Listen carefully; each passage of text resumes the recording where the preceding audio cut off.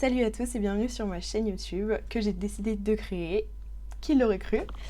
Je vais vous expliquer un peu mon histoire. Donc moi je m'appelle Clara, j'ai 18 ans et je viens de terminer ma terminale en lycée général à Saintes. Je sais pas si vous connaissez cette ville, pas loin de Royan.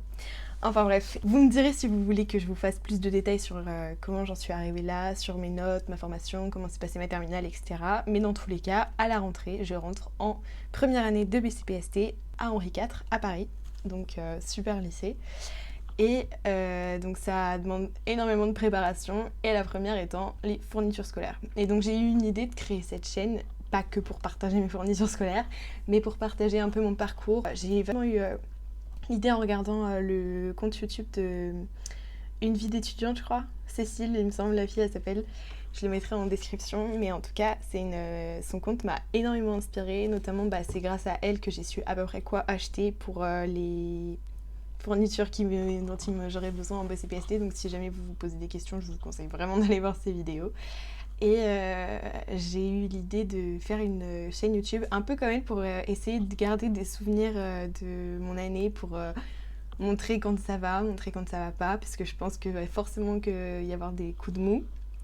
Et montrer par exemple à chaque fin de semaine comment s'est passée ma semaine, mes appréhensions, qu'est-ce que j'ai pas bien réussi, etc. Puis après peut-être vous emmener une journée avec moi, comment ça se passe au lycée tout simplement. Puis plein de choses comme ça, j'ai plein d'idées de vidéos, puis même des vlogs, découvrir la vie, puisque bon, Paris c'est quand même incroyable. Moi je suis trop heureuse de pouvoir étudier là-bas, une chance énorme. Donc après il y a tout ce qui est, je pourrais faire une vidéo emménagement aussi, puisque je déménage le 27 août. Et tout ça, parce que le logement c'était aussi une grosse galère, mais finalement j'ai eu énormément de chance. Enfin bref, on peut passer directement à ce qui nous intéresse pour le but de cette vidéo, mes fournitures pour ma première année de BCPST à Henri IV.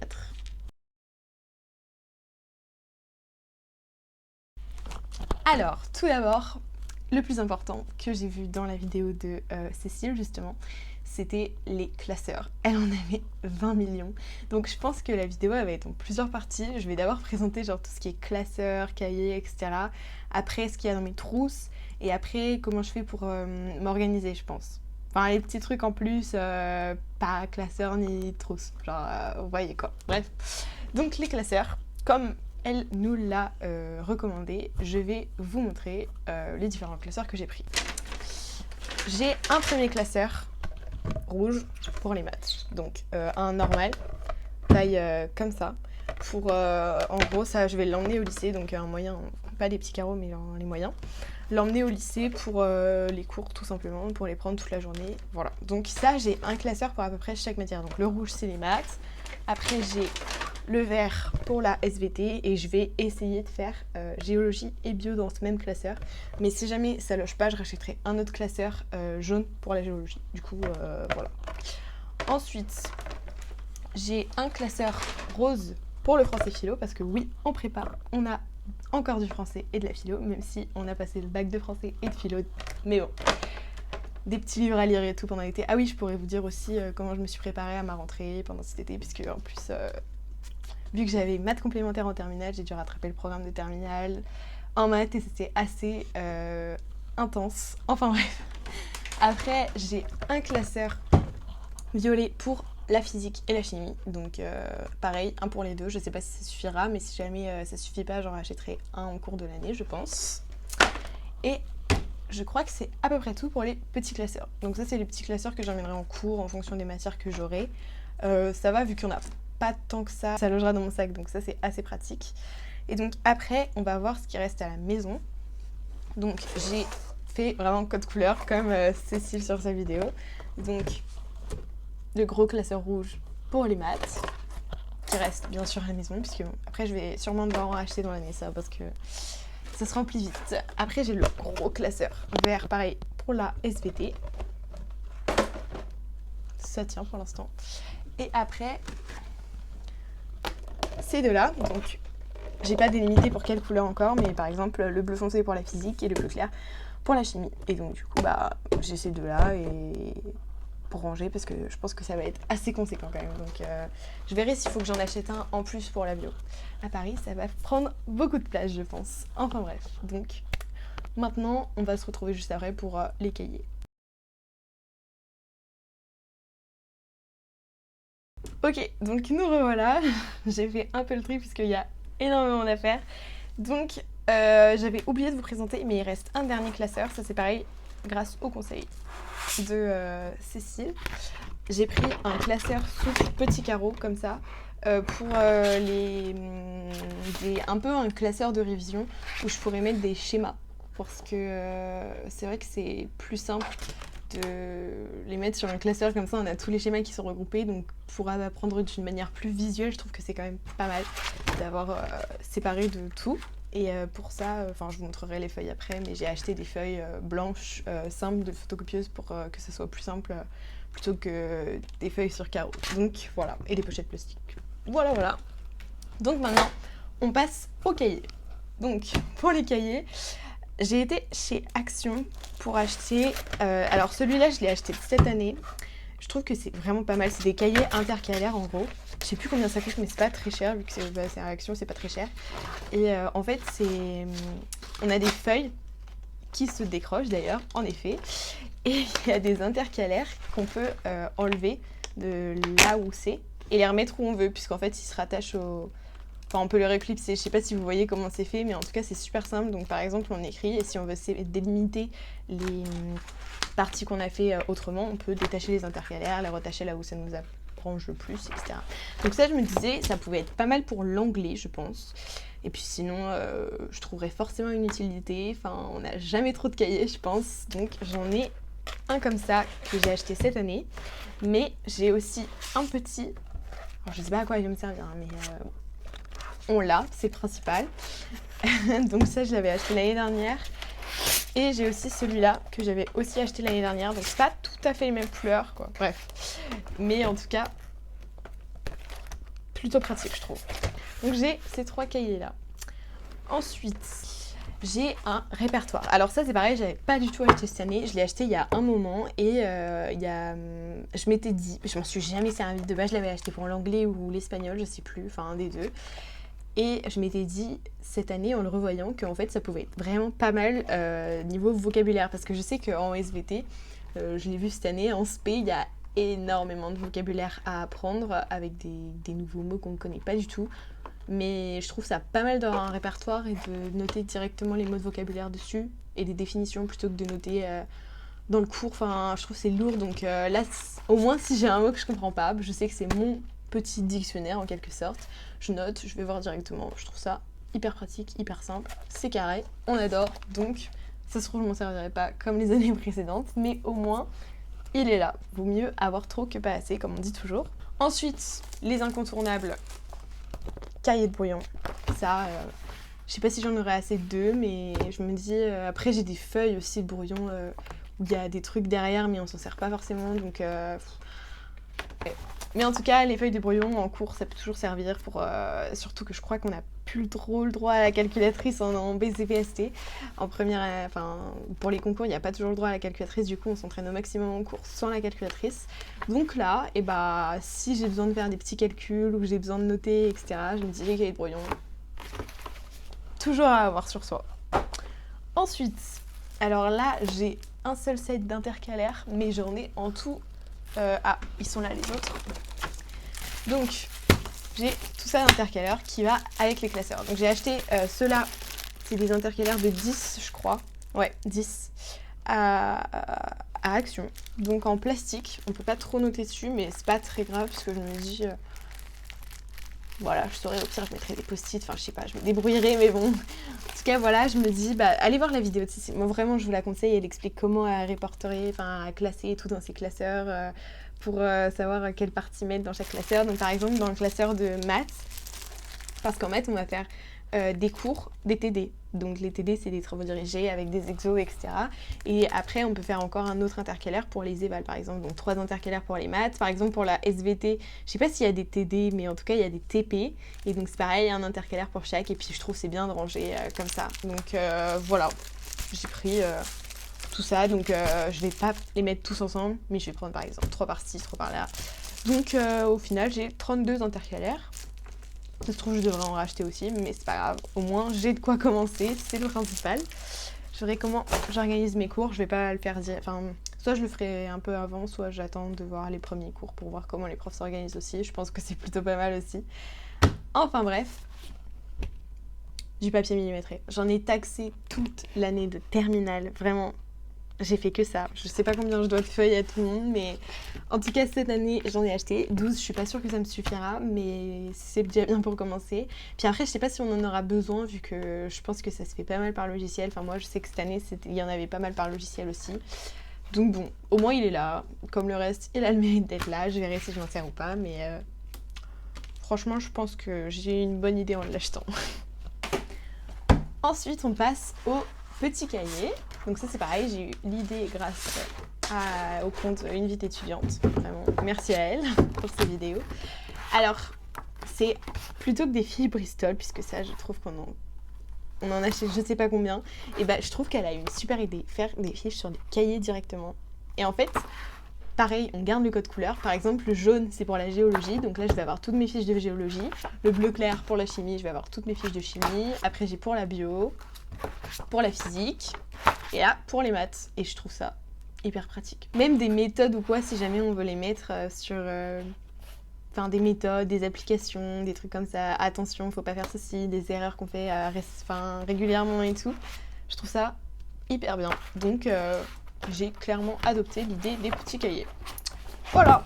Après, pour continuer vers les feuilles, comme je vous l'avais dit, j'ai les feuilles photocopieuses. Donc c'est des pages blanches basiques vraiment pour faire des schémas et pour accrocher des schémas, pour mettre des schémas partout. C'est quand même beaucoup plus simple que des feuilles à carreaux. C'est plus propre, plus lisible. Donc voilà. Et je sais que des fois, il faut noter sur des feuilles blanches comme ça, donc c'est pratique. Ensuite, feuilles plastiques, donc pour les schémas. Et après, bon, là, c'est des feuilles basiques, mais j'en ai vraiment acheté beaucoup. On m'a prévenu qu'il y avait beaucoup de contenu en BCPST, donc j'ai acheté beaucoup de feuilles. Et tout le monde m'a conseillé des petits carreaux, parce que ça fait un gain de place énorme. Il n'y a pas de marge, il n'y a pas des carreaux énormes, donc j'ai pris des petits carreaux. Et j'ai pris... 4 trucs de feuilles simples et 2 trucs de feuilles doubles. Donc je crois que j'ai de quoi faire aussi. Voilà. Donc je crois que c'est à peu près tout pour tout ce qui est cahier. Donc je pense qu'on va passer à la prochaine étape qui est trousse. Donc nous revoilà pour cette fois regarder ce que j'ai mis dans mes trousses. Alors, j'ai décidé cette année d'avoir 3 trousses. Je sais que c'est énorme, mais je vois pas comment je peux faire autrement. Donc ma trousse basique où je vais avoir... là j'ai pas besoin de vous montrer, hein, c'est genre des ciseaux, des crayons, des stylos quoi, basique, noir, bleu, rouge, vert. Un compas, j'ai une colle, j'ai une souris. Après en crayon de papier j'ai un HB, j'ai un 4B aussi puisque j'aime trop. Et j'ai un critérium comme ça pour les schémas ou les graphiques et tout, c'est beaucoup plus fin. Les profs préfèrent en général, donc j'ai ma gomme et j'ai un taille-crayon. Voilà, c'est tout ce que j'ai à peu près. Une trousse basique. Ensuite, j'ai une trousse où j'ai énormément de crayons de toutes les couleurs. Voilà. Donc là en fait... j'ai plusieurs marques. En fait, j'ai les Papermate. J'ai ceux-là que j'ai eu à Noël ou mon anniversaire, je sais plus. L'année dernière, il me semble, mais je les ai très peu utilisés. Enfin, moi, je suis vraiment pas le genre d'élève qui écrit avec plein de couleurs, qui met plein de couleurs. Déjà, je suis pas le genre de personne qui fait des fiches de révision.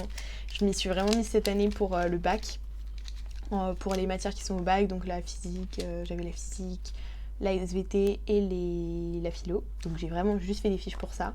Et je mets très peu de couleurs. Et là, je me suis dit, en BCPST, on t'a dit plein de couleurs. Donc j'ai fait la dose. Voilà, on m'a dit schéma, donc vous allez voir, mais j'ai plein de crayons de couleurs. Donc là, tout ça. Et après, j'ai d'autres trucs comme ça qu'on m'avait offert par-ci par-là, des stylos de couleurs aussi, enfin, ça reste basique. Après, j'ai ceux-là qu'on m'a offert pour mon anniversaire, qui viennent de chez Action aussi, je crois. Parce acheté plein de petits cadeaux pour mes 18 ans, donc il y avait ça parce que je piquais toujours les stylos de couleur à mes amis. Et donc là, il y a un côté pailleté et un autre côté pas pailleté, donc voilà. Je me dis, ça peut toujours servir. Moi, on m'a dit couleur, quand on me dit un truc, je fais. Et après, j'ai les fameux surligneurs, j'en ai vraiment 16, les pastels et les fluos. Voilà, j'ai toujours rêvé d'avoir autant de surligneurs, donc là c'est un rêve qui se réalise, je suis heureuse. Voilà, je sais pas comment je vais faire loger ça dans ma trousse, ça ne va pas loger, mais au moins ils sont là, c'est pareil. Après, j'ai la trousse de crayons de couleur, donc j'ai 2 sets de crayons de couleur parce que c'est pareil, j'ai oublié que j'en avais déjà, donc j'en ai racheté. Pardon maman. Mais donc là, c'est pareil, je vais pouvoir bien colorier. Et puis après, j'ai ma petite réserve, comme voilà, où j'ai mis les souris que j'ai pour l'année, les stylos, les crayons de papier, voilà. Donc dans une petite boîte que ma soeur m'a donnée, voilà, dont elle ne se servait pas. Puis après, c'est pas vraiment des trucs qu'on met dans les trousses, mais c'est toujours, ça sert toujours des étiquettes pour dire à quoi, quel cahier correspond à quoi. Moi, j'en ai tellement que je pense que ça va bien me servir. Et des œillets, parce que là, j'utilise énormément les classeurs et donc la perforatrice que je vous montrerai après.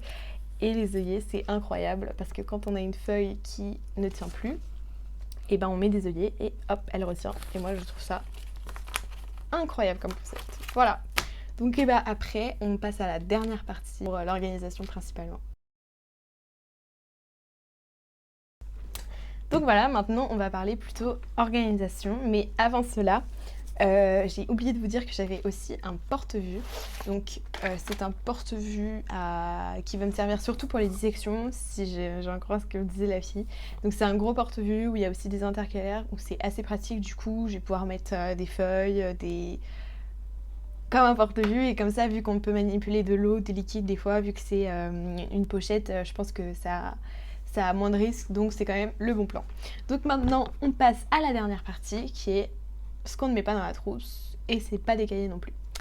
Donc, pour l'organisation, on va d'abord parler d'un truc hyper basique que je pense que tout le monde a, c'est les post-it. Donc les post-it, voilà, j'ai pas besoin de vous présenter les post-it, mais je pense que ça va beaucoup me servir pour même accrocher les petites notes, si j'ai des trucs que j'ai du mal à mémoriser, même des petits mots de vocabulaire, etc. J'accroche ça un peu partout autour, quand tu te lèves, tu vois ça, tu le refais, tu remémorises, tu te rappelles. Donc voilà, post-it.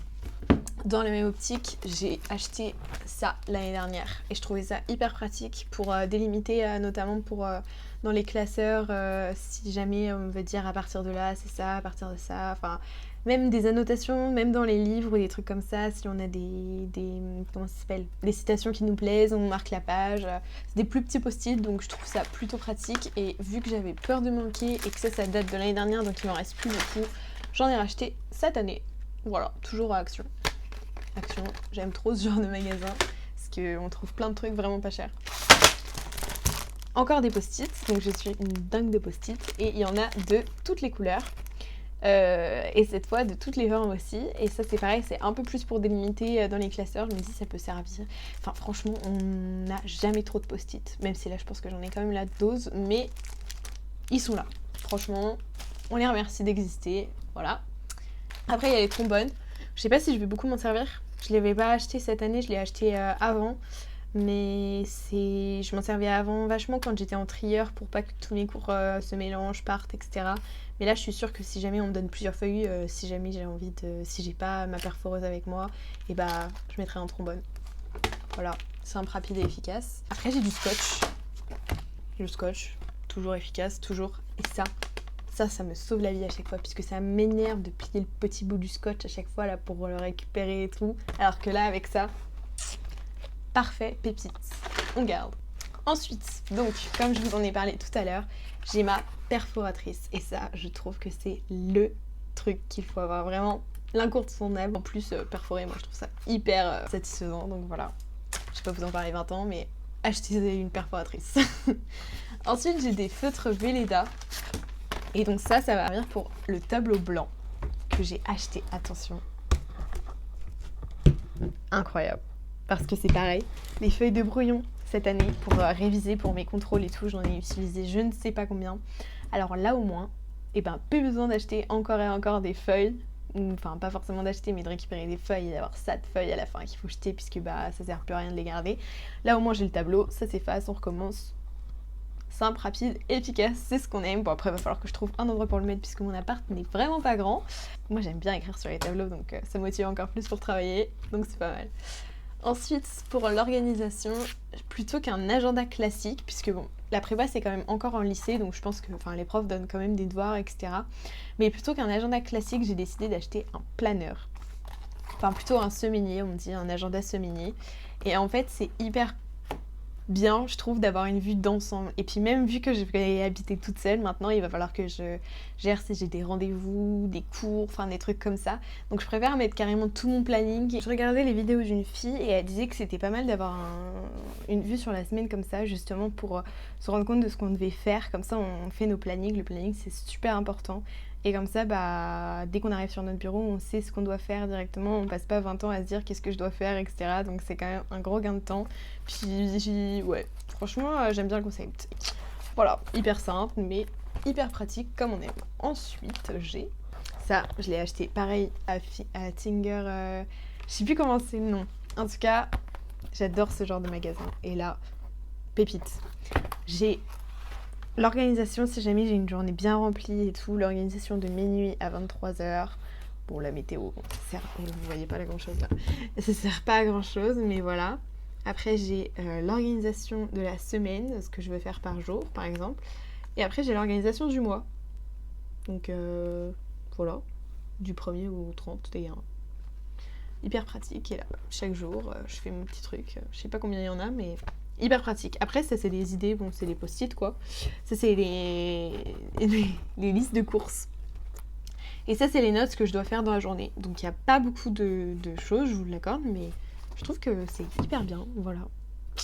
Donc, voilà, je réfléchis si j'ai d'autres choses à vous montrer. Donc voilà, je crois que c'est à peu près tout, qu'on a fait le tour de mes fournitures. Donc, il y a beaucoup de choses. Je vais devoir transporter tout ça jusqu'à Paris. Mais en tout cas, je pense que je vais avoir ce dont j'ai besoin. C'est le plus important. J'espère que cette vidéo vous aura plu et que vous êtes enchantés par l'idée de la chaîne et que vous allez apprécier le contenu. Si vous avez des idées de contenu, des questions ou quoi, si vous voulez que je vous parle de ma terminale ou mes démarches, même Parcoursup, etc., ce serait avec plaisir. Donc dites-moi tout. En tout cas, moi ça m'a fait plaisir. J'ai eu cette idée-là et donc je suis contente de la mener à bien. Et voilà, donc à très vite, de nouvelles vidéos et à bientôt.